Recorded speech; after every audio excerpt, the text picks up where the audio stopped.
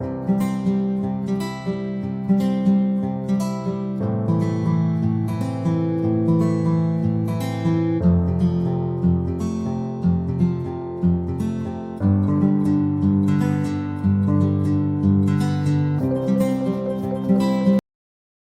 عليكم ورحمة الله وبركاته. ازيكم عاملين ايه؟ ازاي الولاد؟ يا رب تكونوا بخير، يا رب في احسن صحة واسعد حال. النهاردة هعمل لكم حاجة حلوة كده عشان خاطر رمضان، كل سنة وانتم طيبين. هنعمل قمر الدين، بس هعمله لكم بطريقة حلوة قوي، هتعجبكم قوي ان شاء الله. خليكي معايا للاخر عشان تشوفي التكات كلها تكة تكة. ده كيلو جزر يا جماعة، هنزل عليه بمجين من بتوع الشاي مية عشان انا عايزاه يتسلق كويس جدا. خلاص كده، ولو حسيت ان هو بيتسلق لسه ما اتسلقش هضيف له ميه سخنه تاني. انا محتاجه انه يتسلق قوي قوي قوي، يستوي بمعنى اصح يتهري. خلاص كده، يعني انا مش هزود اكتر من مجين من بتوع الشاي ميه لغايه ما اشوف الدنيا هيحصل فيها ايه. وشويه وهنزل بالسكر، مش دلوقتي، انا هسيبه يغلي الاول يستوي شويه وبعد كده ننزل بالسكر. ما تنزليش بالسكر من الاول عشان ما يكرملش منك، انا محتاجه ان هو يتسلق كويس جدا، يتهري جامد جامد. خلاص كده، يلا نحطه على النار وخليكم معايا خطوه بخطوه كده، وان شاء الله الخطوات هتعجبكم والطريقه هتعجبكم باذن الله. ده كده يا جماعه الجزر خلاص، انا ما حطيتلوش السكر، انا قصدي عشان عايزه ابرده عشان لما اجي اضربه في الخلاط. خلاص هحط السكر دلوقتي وهو سخن واقلبه. ده كده ايه، مجين سكر يا جماعه.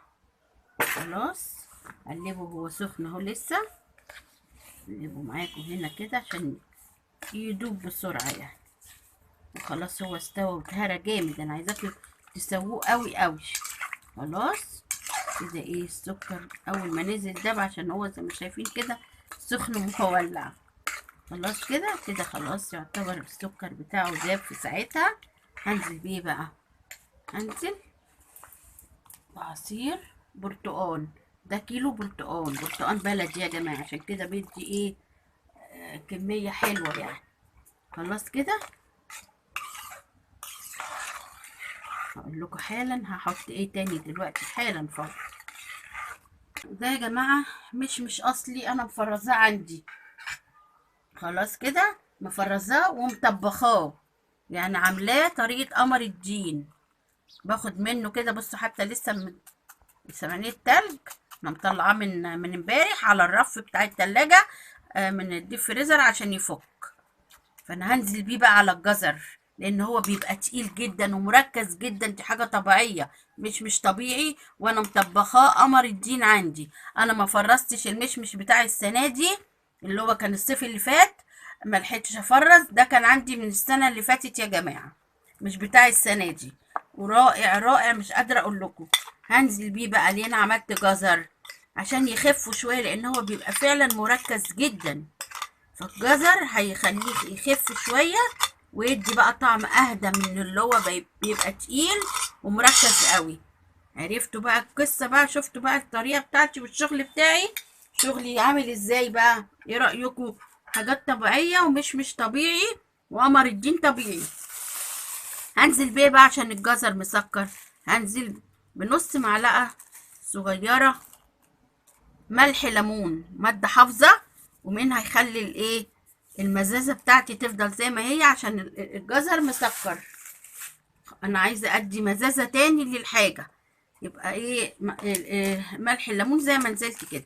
هنزل بايه بقى كمان عشان اعزز بقى الطعم خالص واخلي لكم بقى ده رائع.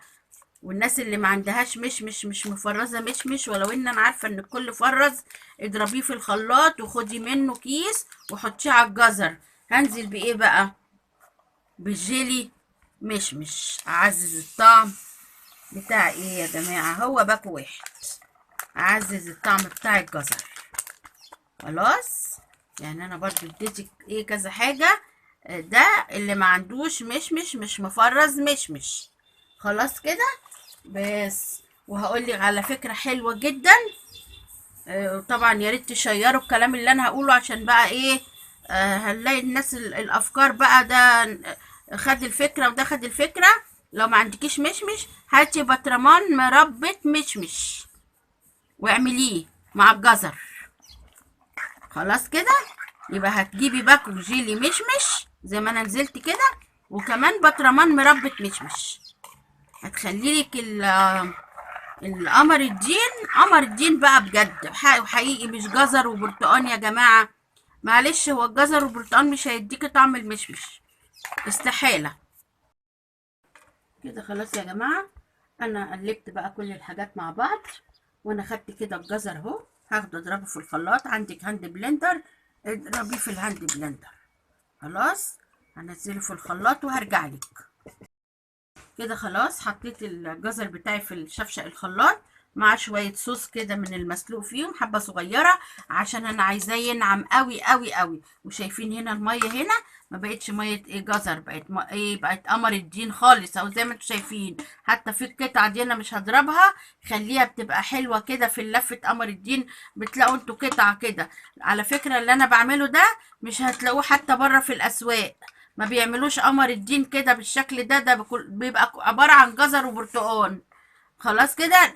هتلاقي اللفات الغالية جدا هي اللي فيها برضو نسبة مشمش قليلة.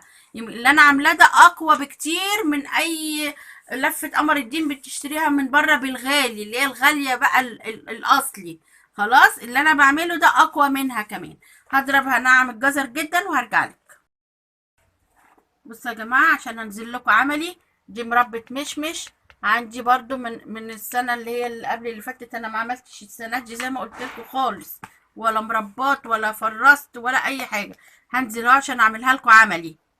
او هنزل بقى بايه، زي ما قلت لكم، لو ما عندكيش مشمش هتجيبي ايه، مربة مشمش. اشتري بطرمان مربة مشمش يكون يكون كويس كده، طعمها حلو وقوي، واعملي بيها القمر الدين مع الجزر.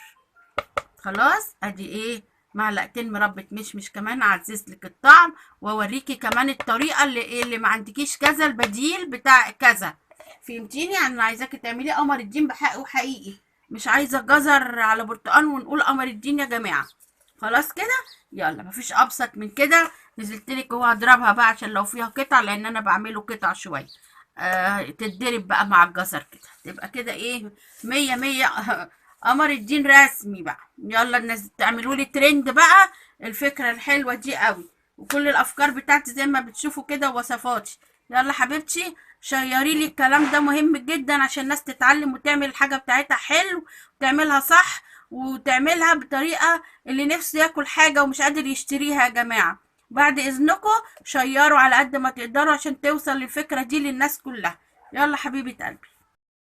خلاص، ده كده الجزر مع مربة المشمش. هنزل بيه هنا بقى على الايه، على المشمش ده. هعمل فيه شوية مية وهاخد اللي فيه كله. خلاص كده. دلوقتي هعمل معاكم خطوة كده، وبعدين ايه، هاخد اللي فيه بشوية ايه مية. هعمل ايه بقى الخطوة دي كده. مية عندي حوالي مج. هنزل بايه بقى، عندي جيلاتين باودر. هنزل المية دي مية عادية من الحنفية اهي، حوالي معلقتين، حوالي معلقتين مليانين كده جيلاتين. خلاص، مش عايزة جيلاتين، هتعملي بس نشا بس. انا هعمل جيلاتين ونشا. هنزل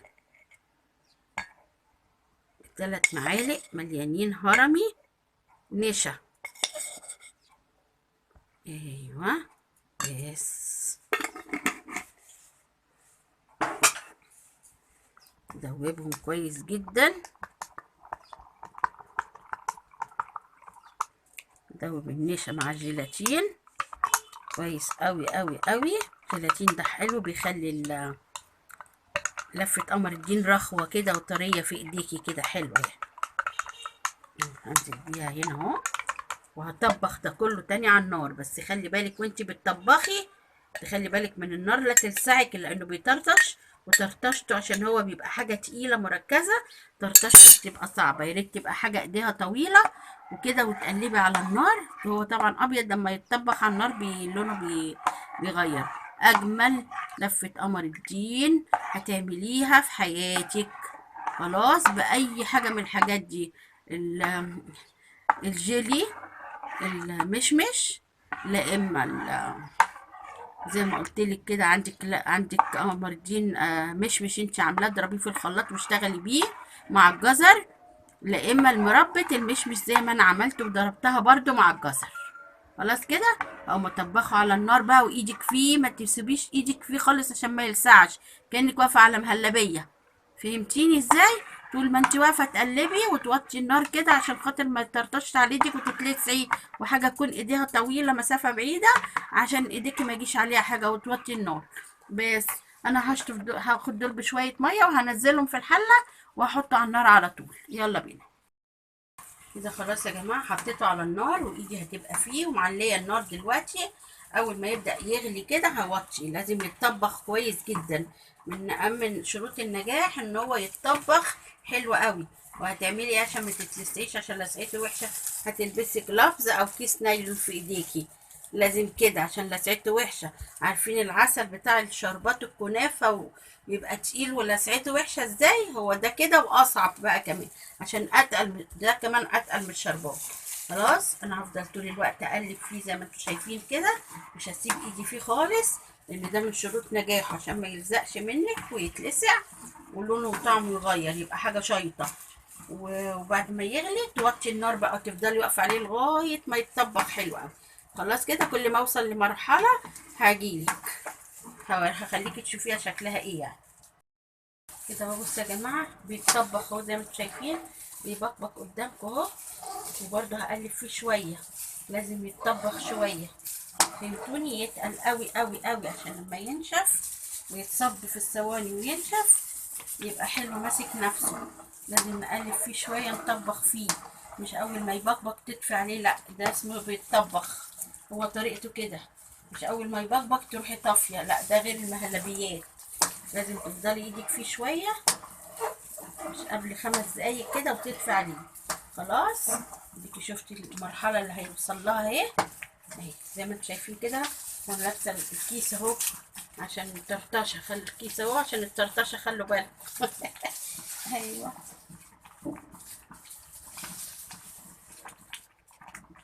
منه معروف طرطشته وحشه ولسعته وحشه. بس هقلب فيه تاني كمان 5 دقايق وهرجع لك. كده خلاص يا جماعه، اتطبخ اهو زي ما انتم شايفين. طبعا هو سخن، هيتقل تاني اكتر من كده اما يبرد. وانا جبت اكياس حراريه اللي بتدخل الفرن، مش هينفع اكياس عاديه، هتسيح منك وتلزق فيه وتبهدلك الدنيا. خلاص، وفتحت اهو اهو.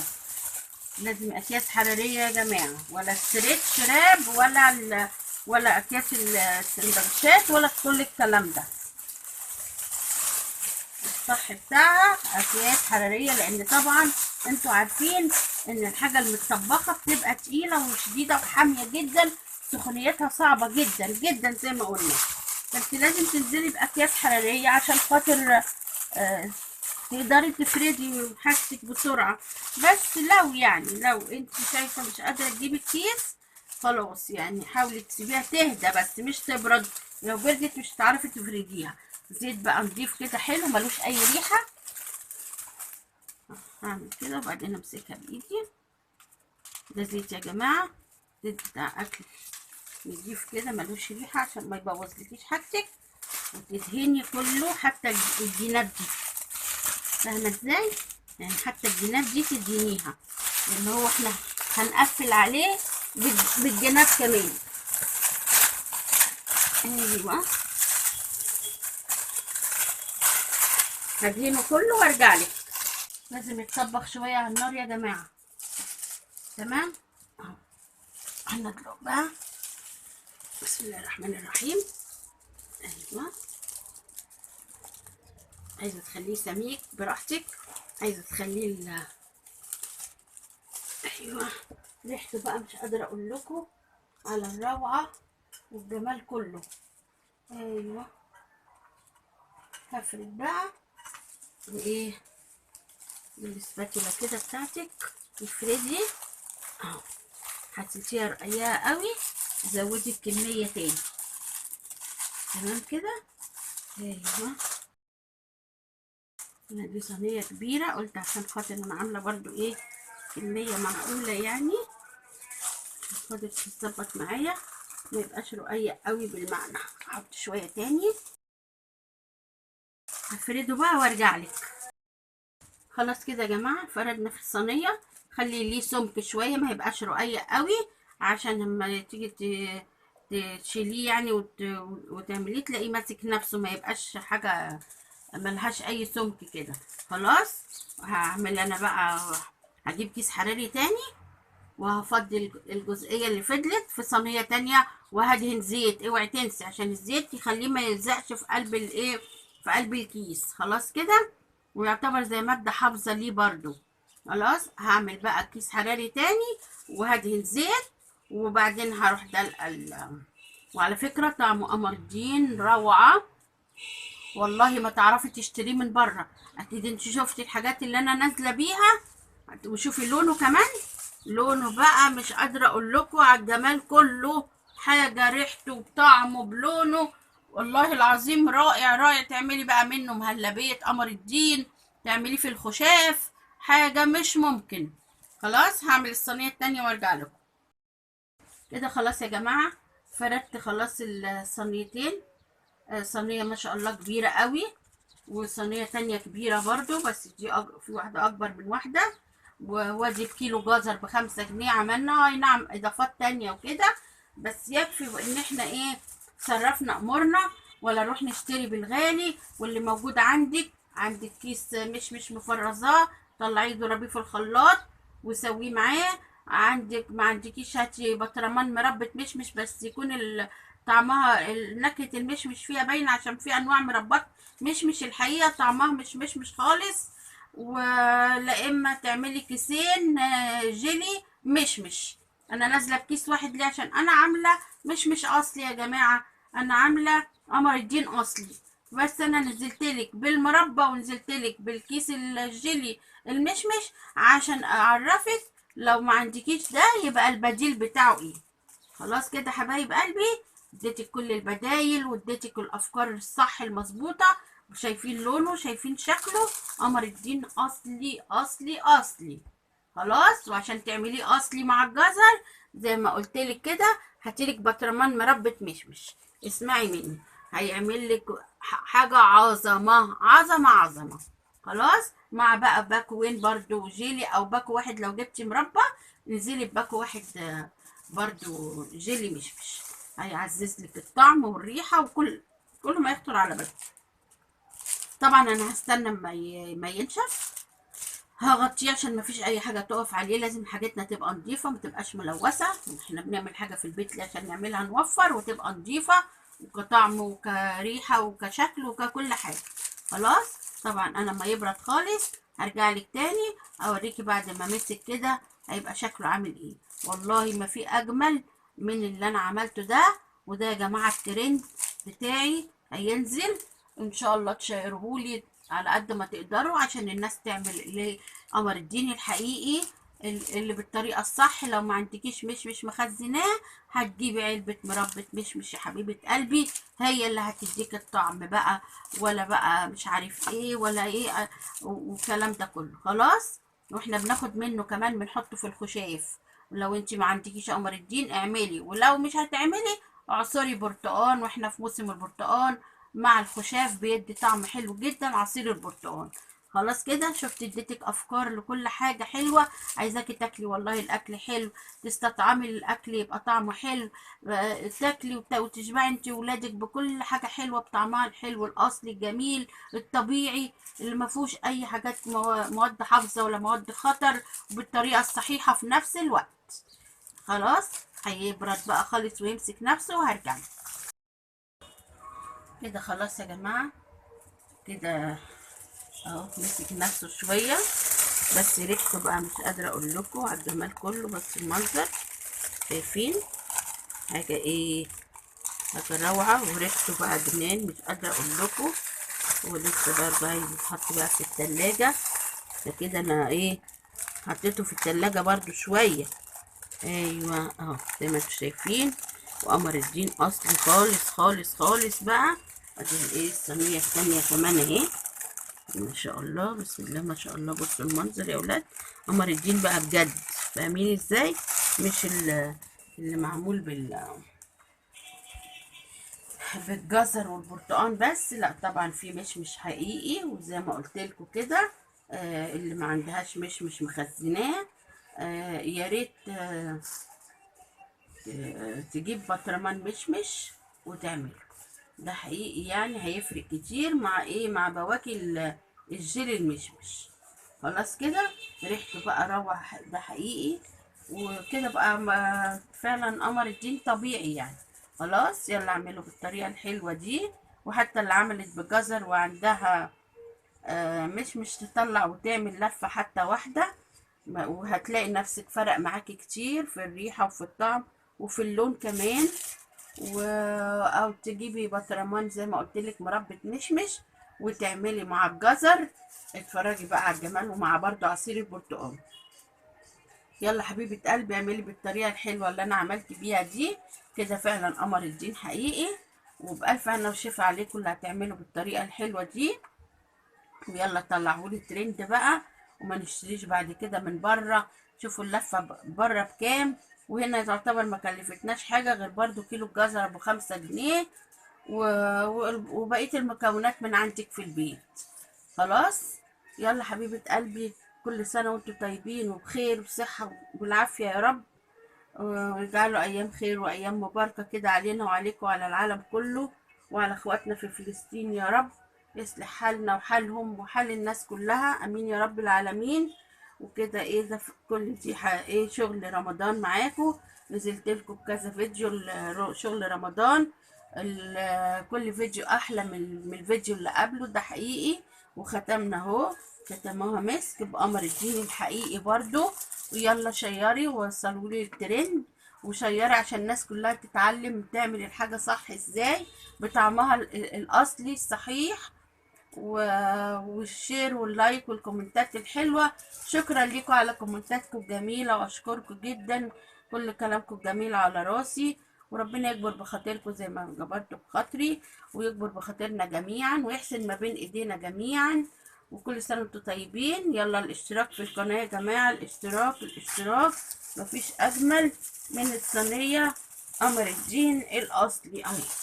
يلا حبيبة قلبي اعملي لي قمر الدين حتى لونه كمان باين. خلاص كده، مش لون الجزر بقى الفاتح قوي ولا الكلام ده، لونه لون المشمش الحقيقي الروعة. ريحته بقى مش قادرة اقول لكم على الجمال، وعشان يمسك نفسه تحطوه في التلاجة. خلاص كده يلا حبايبي، الشير اللايك الكومنتات الحلوة الاشتراك الاشتراك، علولي القناة اللي بتعمل الحاجات الطبيعية تديك افكار حلوة. يعني فكرة ان انا اقولك هاتي بطرمان مربى مشمش، دي فكرة برضو ممتازة، فكرة رائعة. عشان تاكلي حتة قمر الدين بطعم فعلا المشمش. خلاص كده يلا حبيبتي اشتركي في القناة وفعلي زر الجرس عشان يوصلك مني كل جديد. شكرا ليكم، كل سنة وانتم طيبين وبخير، واشوفكم على خير في وصفة جديدة في حاجة حلوة جديدة. مع الف سلامة.